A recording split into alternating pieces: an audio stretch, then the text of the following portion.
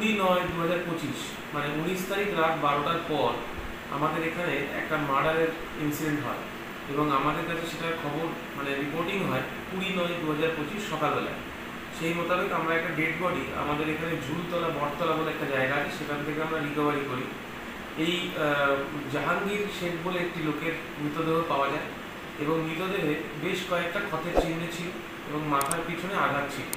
তো সেই মোতাবেক আমরা কেস রুজু করে তদন্ত শুরু করি। তদন্ত শুরু করার পর আমরা নানান রকম অ্যাঙ্গেলগুলো সার্চ করি, বিশেষ করে সিসিটিভি ফুটেজ থেকে শুরু করে মোবাইলের টাওয়ার লোকেশন থেকে শুরু করে সব কিছু। এবং এই জিনিসগুলো চলতে চলতে হঠাৎ করে আমরা একটা লিড পাই। সেই লিডটা পাওয়ার পরে আমরা একজনকে ডেকে জিজ্ঞাসাবাদ শুরু করি, যার নাম প্রভাস মণ্ডল অ্যালাইস ববি। বাবার নাম ননীগোপাল মণ্ডল, বিজয়নগর বাড়ি, যেখানে ডেড বডি পাওয়া যায় সেই এলাকাতেই তার বাড়ি।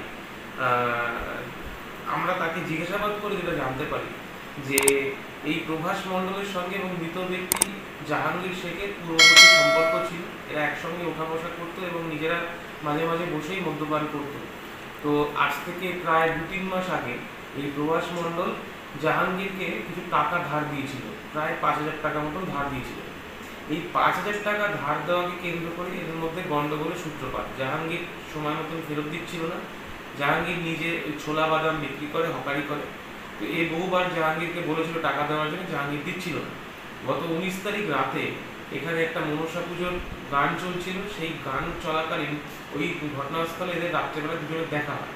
সেখানে তখন এই প্রভাস মণ্ডল প্ল্যান করে যে টাকাটা যদি আজকে না পাই তাহলে আর কি আমি মেরে দেবো।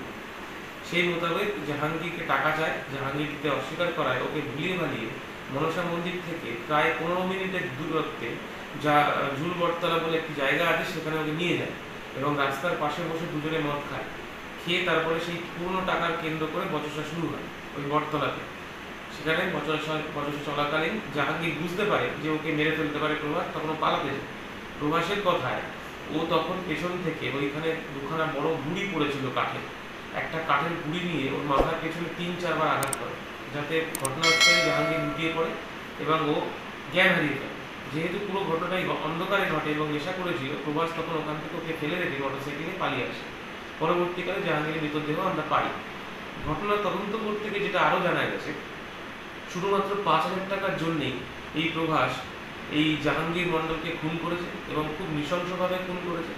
জাহাঙ্গীর মণ্ডলের মেয়ের অভিযোগের ভিত্তিতে আমরা তদন্ত শুরু করেছিলাম। এই মুহূর্তে প্রভাস মণ্ডল আমাদের কাছে পিসি রিমান্ডে আছে এবং আমরা আরও জানার চেষ্টা করছি যে এই ঘটনার পেছনে যদি আর কেউ জড়িত থাকে বা এই ঘটনায় যদি অন্য কোনো অস্ত্রশস্ত্র বা ব্যবহার হয়ে থাকে। আমরা ইমিডিয়েট ওর সাথে কথা বলেছি এবং আমরা এই নিয়ে ঘটনাস্থলে আবার যাব এবং পুরো ঘটনাটা আবার আমরা নতুন করে কনস্ট্রাকশন করাবো ওর সাক্ষ্য মতে। তো এখনো অবধি ও আমাদের কাছে পিসি রিমান্ডে আছে এবং 6 দিনের পিসি রিমান্ডে আছে। অনেক বছর ধরে আমার পছন্দের গয়না সঞ্চয় করেছি, এবার দেব আমার প্রিয় মানুষ। না, it's yours. Now it is yours. আমার পছন্দের গয়না আজ থেকে সোহান, Pure and Precious, Orient Jewelers. যদি এখনও আমাদের খবরের দর্পণ চ্যানেলটি সাবস্ক্রাইব না করে থাকেন তাহলে এখনই সাবস্ক্রাইব করুন, সঙ্গে বেল বাটনটি ক্লিক করুন আর পেয়ে যান সব খবরের দ্রুত ভিডিও আপডেট।